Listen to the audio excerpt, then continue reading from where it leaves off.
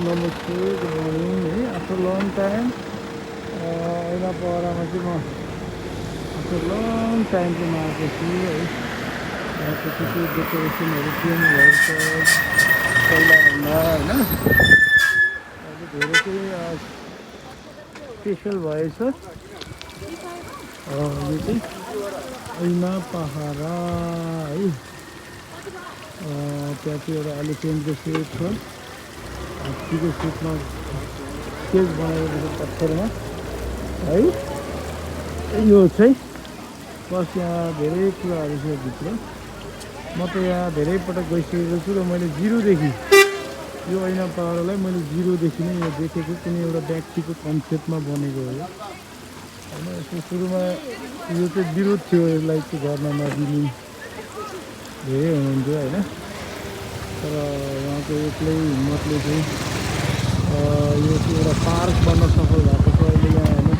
टाढा टाढाबाट चाहिँ तपाईँको यो पार्कमा आउनुहुन्छ होइन। यसरी रेस्टुरेन्टहरू छ, यसरी गाडी पार्किङहरू छ।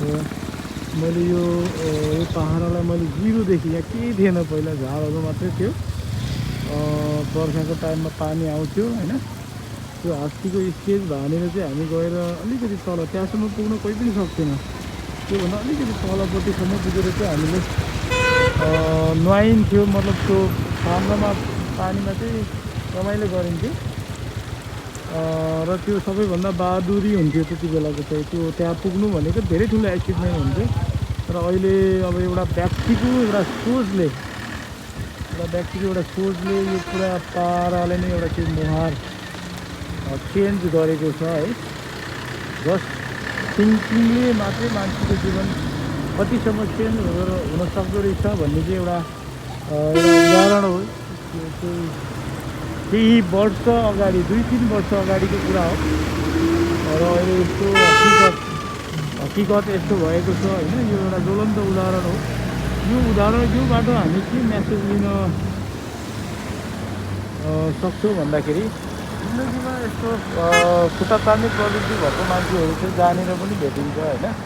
तर यदि चाहिँ आफूले सही बाटो देखिएको छ र त्यो सही बाटोलाई चाहिँ पछ्याएर हिँड्यो भने चाहिँ मानिस चाहिँ अवश्य नै सफल चाहिँ हुन्छ होइन। यो एउटा यो पहाड, यो पार्क एउटा यस्तो ज्वलन्त उदाहरण हो।